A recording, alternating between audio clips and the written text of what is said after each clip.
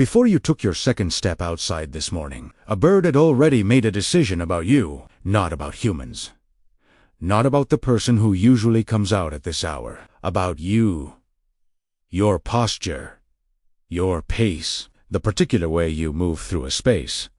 All of it, read, processed, filed. In the time it took you to notice the sky, you had already been assessed. And the strangest part? This has been happening every single day of your life. You just never knew what was actually going on. Most of us have a version of this moment. You step outside, maybe into your backyard, maybe just to your car, and there's a bird nearby. On the fence, in the hedge, perched on something a few feet away. And for just a second, it looks at you. Not through you. Not past you. At you. You probably moved on. You probably forgot it by the time you got inside. But here's what you didn't know was happening in that moment. That bird wasn't just seeing a human shape. It was running a comparison. Height, build, clothing, color, movement, pattern, pace. It was checking you against something it already knew. Because that bird has almost certainly seen you before. And what researchers have quietly been discovering over years of field studies and behavioral observation is that this kind of individual recognition in birds is not rare. It's not limited to the unusually intelligent species. It is widespread. It is constant. And it has been pointed at you. Specifically, every time you've walked outside, but recognition is only the beginning. Because what birds do with that information is where this gets genuinely unsettling. There's a study that changed the way scientists think about this. Researchers at the University of Washington wore specific masks while interacting with wild crows in an urban environment. Some masks were neutral. Some were threatening. The crows that encountered the threatening masks didn't just avoid those faces. They remembered them with precision. For years. But here is the part that stopped researchers cold. Crows that were born after the study began, juveniles that had never encountered. Those masks themselves were already scolding and dive-bombing people who wore them. The memory hadn't just persisted. It had been transferred, bird to bird, generation to generation. Now, crows are exceptional, among the most cognitively complex animals on the planet. But individual human recognition, the ability to distinguish you from the person standing next to you, documented in robins, in mockingbirds, in magpies, in great teeth, in species most people would describe as ordinary backyard birds. And it doesn't work the way you'd expect. It's not just your face. It's the sound of your footsteps on different surfaces, the particular rhythm of how you move, your voice, the way you carry your weight when you walk. There's even emerging evidence that certain birds respond to emotional state, that a person moving with anxiety reads physically different from a person moving with calm, and that birds register that difference. You are not just a shape to them.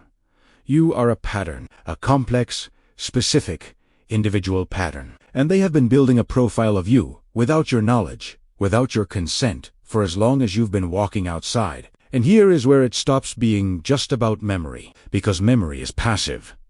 What researchers started noticing next is something far more active. Birds don't just remember you, they model you. Studies on wild robins in the UK documented something that took researchers a while to fully accept. Individual birds would return consistently, repeatedly, to the same specific person during garden activity, not to other people nearby. Not to other movement, to that person, because they had learned that when that person turned soil, they weren't reacting to the event. They were anticipating it. They had built a working model of one human being's behavior and were running predictions off it. Think about what that requires. It requires distinguishing you from other humans. It requires linking your presence to specific outcomes over time. It requires holding that information across days, weeks, seasons, and then using it. What we typically call intelligence. But there's something even stranger layered underneath this. Something that doesn't get talked about nearly enough. Because what happens to that information doesn't stay with just one bird. Birds talk. Not the way we talk, but with a sophistication that researchers are only beginning to fully map. Alarm calls in certain species encode the size of a predator, the speed of its approach, whether the threat is aerial or terrestrial. Other birds, different species entirely, can read those calls and respond accordingly. Mixed species flocks, which are far more common than most people realize, share threat intelligence across species lines in real time. Which means this: when a bird in your yard has learned that you are safe, has cataloged your movements, assessed your patterns, lowered its guard around your specific presence, that assessment doesn't stay private. It enters a network. Other birds observe how the first bird responds to you.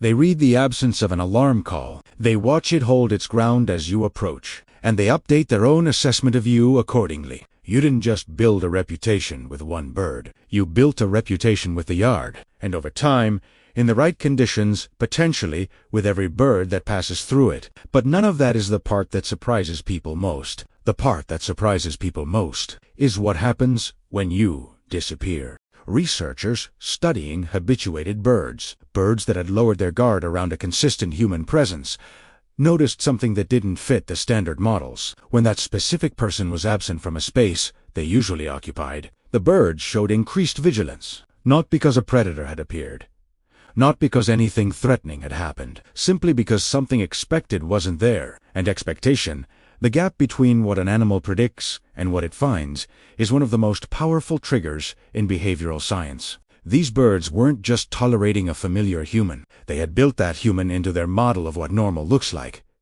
Your presence had become part of the baseline. Your absence was a signal. That's my point. And this is the thing. Researchers are careful about saying out loud, but the data keeps pointing toward.